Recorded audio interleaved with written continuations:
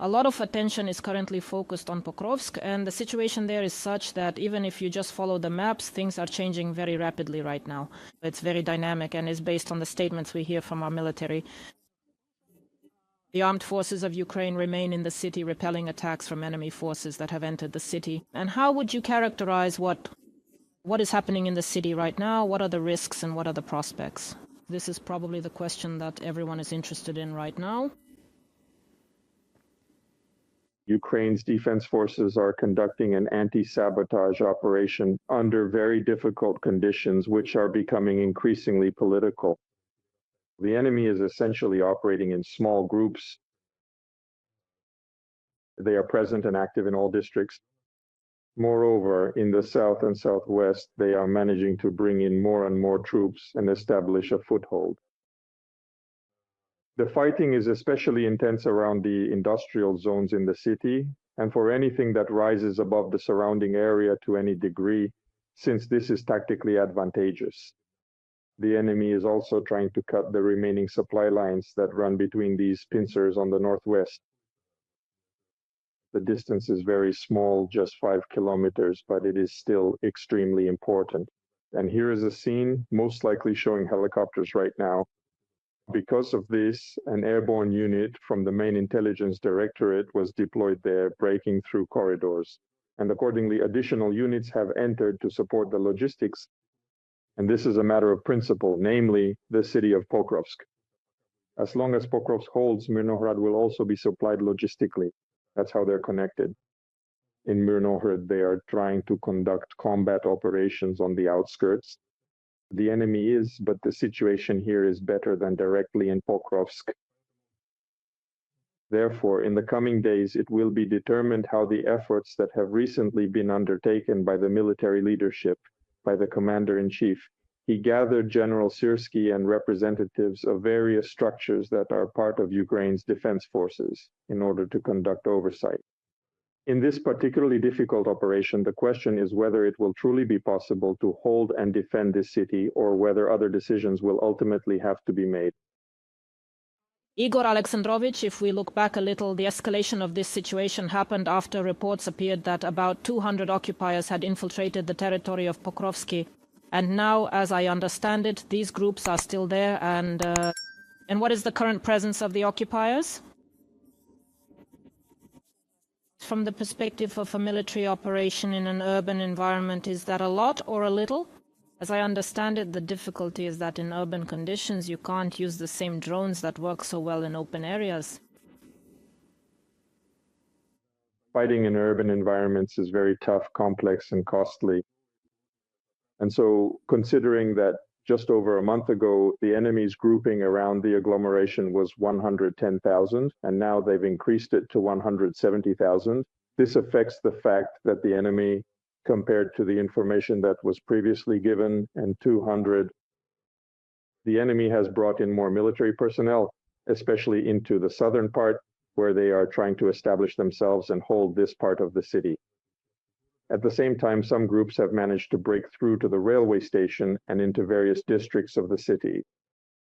That's why the enemy is taking full advantage of their significant advantage, which is clear in aviation and in their strike capabilities. Our drone operators, despite the difficult conditions you mentioned, are conducting combat operations and supporting actions, including those who raised the Ukrainian flag in the city center, as well as carrying out tasks related to clearing or more precisely stabilizing certain areas in order to try to stabilize the overall situation in the city. If we look at what you're saying, that one of the occupiers' goals is to cut off logistics, then essentially you could say that this would make it virtually impossible.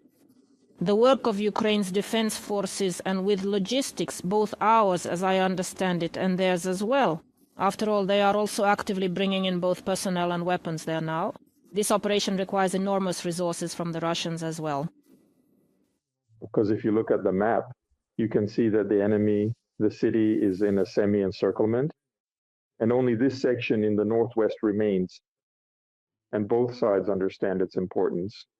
And so if you look at the southwest, this is the area where the GUR landing force was deployed. There is a crossroads of several roads there, both railways and highways. That is why there is a struggle to hold this section on the part of Ukraine's defense forces. And in the north, on the other hand, Rodinsky, Krasny Lyman, our forces drove the enemy out of Rodinsky. So you see, I agree with you. It's a well-known approach and principle.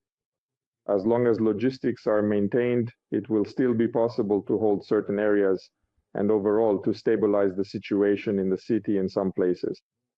Well, as for Myrnohrad, the logistics will go through Pokrovsk. So in Myrnohrad itself, the situation is, let's say, not as tense and critical as it is in Pokrovsk in Myrnohrad.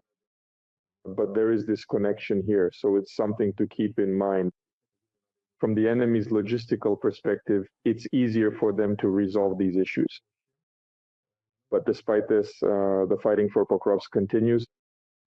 And overall, if we look again at the tactics the enemy is using, their approaches change, but overall it's always the same.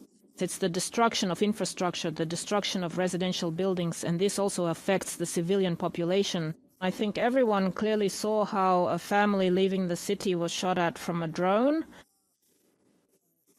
What is the current state of the city? So does this mean that now again, is the Russian terrorist federation trying to wipe the city off the face of the earth to turn it into ruins? Well, honestly, they don't really care about its condition. Their goal is more military political. From a military standpoint, it's to capture a major defensive stronghold here. But there is a broader global issue at play. We see that Putin is trying to communicate with Trump and demonstrate that, and he is organizing information operations to address these issues, which, for example, were carried out recently, about a week ago, claiming that both Pokrovsk and Kupiansk have been captured, surrounded. And there have already been previous episodes where Trump stated that he asked Putin to treat the 10,000 encircled Ukrainian servicemen with humanitarian approaches and so on. In other words, these propaganda actions are ongoing. And here it is important that Putin wants to demonstrate through military actions and advances in the Pokrovsk and Kupiansk directions that he is essentially capturing them, and that things need to be halted in order to address the issue of stopping the war in principle, providing Ukraine with weapons and any kind of assistance. 4 rescuers were wounded in the Zaporizhzhia district. The bus they were traveling in was attacked by an FPV drone. The enemy also struck rescuers in Kramatorsk in the Donetsk region. In the morning, the Russians hit a rescue station in an industrial area. 2 women were injured. The occupiers also killed a resident of Kostiantynivka, and another local resident was wounded. The invaders also used guided aerial bombs and drones to attack the Kharkiv region. In Kupiansk, they killed 2 women. Another woman was wounded in the village of Dokuchayevske. Dnipro region also suffered from drone attacks. In Sinelnikivsky district, 3 people were wounded overnight. Explosions there occurred, one after another. A man was injured, and infrastructure and a gas pipeline were also damaged. 2 people were wounded as a result of a drone raid in the Nikopol area as well. In the Kherson region, 3 people were wounded. More than 30 settlements in the region came under fire. In particular, the Russians once again shelled residential neighborhoods in the Korabelny district of Kherson. More than 10 private houses were destroyed. Some were reduced to ruins. 3 people were also wounded in the Chernihiv region. They are residents of Novorod-Siversky. The occupiers unleashed a swarm of attack drones on the city, destroying homes and vehicles. And in the Korop community, an aerial bomb damaged the power grid. A FPV drone struck a vehicle delivering bread to the center of the Butske community. This is already in the Sumy region. The driver, with shrapnel wounds and a concussion, was taken to the hospital. The passenger did not require hospitalization.